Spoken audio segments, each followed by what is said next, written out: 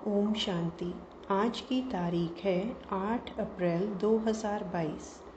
मुरली का सार है, मीठे बच्चे, अपनी अवस्था अच्छी बनानी है तो सवेरे सवेरे उठ एकांत में बैठ विचार करो कि हम आत्मा हैं, हमें अब वापस जाना है। यह नाटक पूरा हुआ। प्रश्न है, पूरा बलि चढ़ने का अर्थ क्या है? उत्तर, पूरा बलि चढ़ना माना बुद्धि का योग एक तरफ रहे, बच्चे आदि कोई देहधारी याद न आए, देह का भान टूट जाए।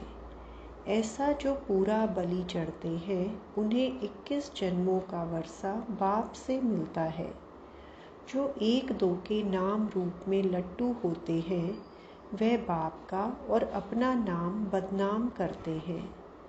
दूसरा प्रश्न, बाप सभी बच्चों पर कौन सी कृपा करते हैं? उत्तर, कौड़ी से हीरे जैसा बनाने की कृपा बाप करते हैं। जो बच्चे कदम कदम पर राय लेते हैं, कुछ छिपाते नहीं, उन पर स्वतः कृपा हो जाती है। गीत है, किसने यह सब खेल रचाया? ओम शांति। जिन्होंने गीत बनाया है वे इनका अर्थ नहीं जानते हैं। तुम बच्चों को बाप ने समझाया है कि देखो तुमको कितना अच्छा वर्षा दिया था जब तुमको रचा। स्वर्ग है नई रचना। दुनिया नहीं जानती कि स्वर्ग की रचना कैसे रची जाती है, फिर कैसे माया रूपी 5 विकार चढ़ जाते हैं। एक एक बात नई है, नई दुनिया के लिए। सतयुग किसको कहा जाता है यह भी नहीं जानते, तो फिर यह कैसे जानेंगे? यह नॉलेज कोई भी शास्त्र में नहीं है। स्वयं परम पिता परमात्मा ही आकर नॉलेज देते हैं, जो नॉलेज फिर प्राय लोप हो जाती है। नॉलेज से राजयोग सीख राजाई पाई, बस। इसको कहा जाता है स्पिरिचुअल नॉलेज। स्पिरिचुअल कहा जाता है स्पिरिट को, आत्मा को। सुप्रीम स्पिरिट कहेंगे बाप को। अनेक नाम दे दिया है। कहते भी हैं स्पिरिचुअल ज्ञान चाहिए। फिलॉसफी फिर शास्त्रों का ज्ञान हो जाता है। शास्त्र पढ़कर उनको जाना जाता है। परम पिता परमात्मा तो शास्त्र पढ़ते ही नहीं, उसको कहा जाता है नॉलेजफुल। मनुष्य समझते हैं वह अंतर्यामी है, परंतु ऐसे तो है नहीं। ड्रामा अनुसार जो जैसा कर्म करते हैं उनको वह फल तो मिलना ही है। बच्चों को कर्म अकर्म विकर्म की गति भी समझाते हैं।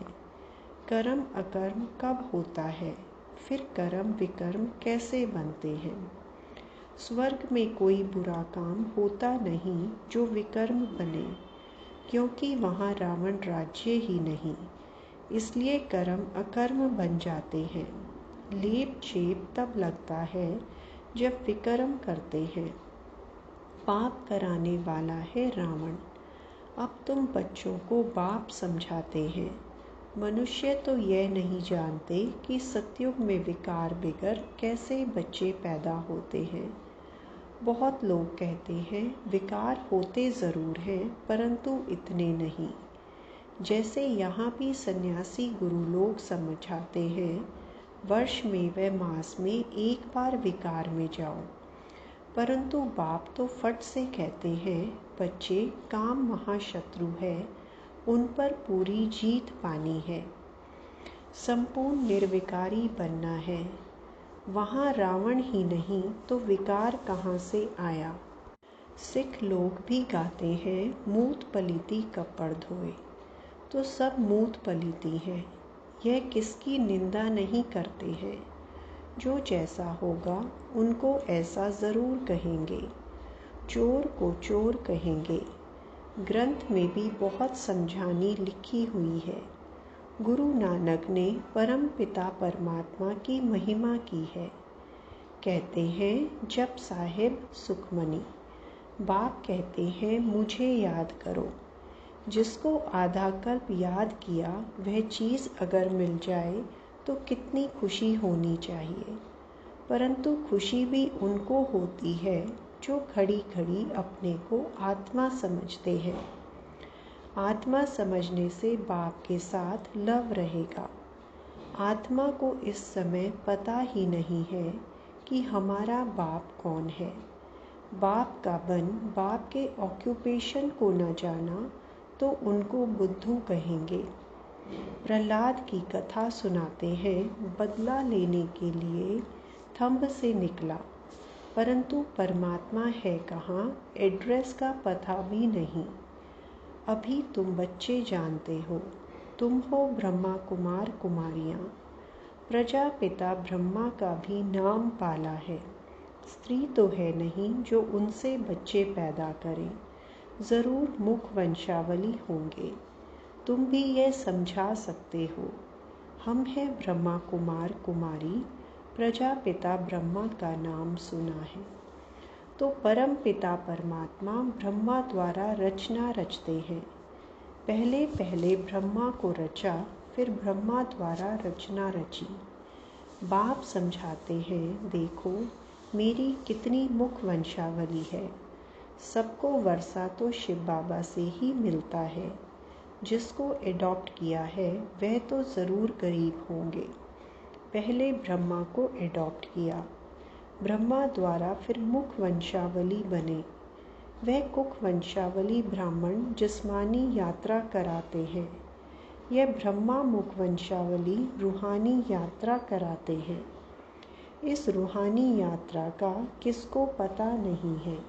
पुरुषार्थ करते हैं कि हम निर्वाण धाम जावें, तो बुद्धि की यात्रा ब्रह्म तरफ होगी। वह ब्रह्म की यात्रा हो गई। समझते हैं हम ब्रह्म में लीन हो जाएंगे, तो फिर जिस्मानी यात्रा करने की दरकार क्या है। यात्रा है भी निर्वाण धाम की। उनको फिर ज्योति ज्योत समाया या बुदबुदा बुदबुदे से मिल गया, ऐसे नहीं कहेंगे। यह आत्मा यात्रा करती है, ब्रह्म तत्व में जाती है। यह है रूहानी यात्रा। बाकी सब है जिस्मानी यात्रा। उन्हों को तो मालूम ही नहीं है कि निर्वाण धाम कौन ले जा सकता है। अभी बेहद का बाप कहते हैं, मैं ही सबको ले जाता हूँ। सर्व का पंडा बाप ही बनते हैं। सतयुग में बहुत थोड़े मनुष्य हैं, बाकी सब आत्माएं वापस ज़रूर जाती हैं। राइटियस बात बाप ही बताते हैं। अब तुम हो सच्ची सच्ची यात्रा पर। हम आत्मा हैं, नाटक पूरा होता है, वापस जाना है। यह पक्का हो जाना चाहिए। एकांत में बैठ ये ख्याल करो कि हम आत्मा हैं, बाबा हमको लेने आया है। यह चोला छीछी है। ऐसे अपने साथ बातें करनी होती हैं। इसको विचार सागर मंथन कहा जाता है। बाप ने कर्म करने की तो छुट्टी दी है। बाकी रात को जागकर यह अभ्यास करो तो दिन में भी अवस्था अच्छी रहेगी, मदद मिलेगी। रात का अभ्यास दिन में काम आएगा। रात को जागना है 2 बजे के बाद, क्योंकि 9 से 12 बजे तक का टाइम बिल्कुल डर्टी है। इसलिए विचार सागर मंथन सवेरे ही किया जाता है। हम आत्मा हैं, बस अब बाबा के पास ही जाना है। एक चोला छोड़ दूसरा लेंगे।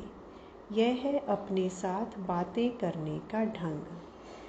84 जन्म पूरे हुए, बाकी कुछ दिन रहे हुए हैं। यह बेहद का ड्रामा है। ऐसे बुद्धि में रहने से देह का भान टूट जाएगा। बाप और वर्षा ही याद पड़ेगा। बाप ही आकर शिक्षा देते हैं, नहीं तो हम ऐसे श्रेष्ठ पवित्र बन कैसे सकते। इस समय करप्शन तो बहुत है, इसलिए नाम निकलते हैं सदाचार कमेटी। आगे यह सब बातें थी नहीं। यह करप्शन आदि सब अभी हुई है। मिनिस्टर आदि बनते हैं तो कितने पैसे लूटते हैं। कितना भ्रष्टाचार करते हैं। सतयुग में होती है श्रेष्ठाचारी गवर्नमेंट। तुम बहुत श्रेष्ठाचारी बन रहे हो। वहाँ पाप का नाम नहीं होता है। बाप आकर स्वर्ग के लायक बनाते हैं। सभी जो डर्टी हैं उनको गुलगुल बनाते हैं। स्वर्ग स्थापन करके सर्व को सदगति दे, फिर खुद छिप जाता हूँ। मेरा पाठ ही है सबको सदगति देना। मैं सारी दुनिया को क्या से क्या बनाता हूँ। यह तो मनुष्य भी कहते हैं लड़ाई लगेगी। अखबारों में पढ़ता है 5 वर्ष के अंदर यह होगा वह होगा। अच्छा विनाश होगा, भला फिर क्या होगा। यह विनाश भी क्यों होता है, कारण बताए ना। तुम अब जानते हो बाप स्वर्ग की स्थापना कर रहे हैं तो नरक का ज़रूर विनाश होगा। बाप आकर पुरानी दुनिया से नई दुनिया बनाते हैं। वहाँ अकाले मृत्यु होता नहीं, मरने का कभी डर नहीं रहता, आत्मा का ज्ञान रहता है। हम एक शरीर छोड़ जाकर दूसरा लेते हैं। यह भी समझते हैं जो देरी से आएंगे वह ज़रूर थोड़े जन्म लेंगे। हमारे 84 जन्म पूरे हुए हैं। यह दुनिया नहीं जानती है। तुम आत्माओं को परम पिता परमात्मा बैठ समझाते हैं। प्रजापिता के बच्चे तो आपस में भाई बहन ठहरे तो कोई भी विकर्म कर नहीं सकते। यूँ कहते भी हैं हिंदू चीनी भाई भाई, फिर विकार में कैसे जाएंगे। कहना तो सहज है परंतु अर्थ नहीं समझते। भाई भाई का अर्थ आत्मा पर चला जाता है। भाई बहन के संबंध में विकार की दृष्टि ठहर न सके। लौकिक संबंध में भी नज़दीक संबंधी से अगर शादी करते हैं तो हाहाकार हो जाता है। बाप समझाते हैं तुम सब देवी देवता सो श्रेष्ठाचारी थे, फिर भ्रष्टाचारी बन गए हो, अब फिर श्रेष्ठाचारी बन रहे हो। हम सो श्रेष्ठाचारी 16 कला थे, फिर 14 कला में आए, फिर भ्रष्टाचारी बनते बनते अब और ही तमो प्रधान भ्रष्टाचारी बन पड़े हैं। इस गोले के चित्र में भी क्लियर लिखा हुआ है। वर्ण का रूप भी बनाते हैं परंतु उसमें चोटी ब्राह्मण नहीं बताते। न शिव बाबा न ब्राह्मण ही दिखाते हैं। बाकी देवता क्षत्रिय वैश्य शूद्र दिखाते हैं। तुम अब जान गए हो कि हम बाजोली खेलते हैं। अभी हम ब्राह्मण सो फिर देवी देवता बनेंगे, इसलिए दैवी गुण धारण करने हैं। अभी वापस जाना है, फिर हमारे लिए सारी दुनिया स्वर्ग हो जाएगी। धरती को पानी मिल जाएगा। ऐसे ऐसे रात को अच्छी रीति विचार सागर मंथन करो तो दिन में बहुत मदद मिलेगी। अभी हम जाते हैं स्वीट फादर के पास, जिसके लिए हमने दर दर धक्के खाए हैं। रास्ता कहाँ से भी नहीं मिला है।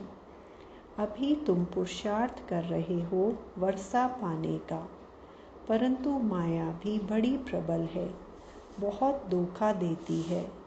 झट कान से नाक से पकड़ लेती है। भ्रष्टाचारी बन पड़ते हैं। काम का नशा आ जाता है।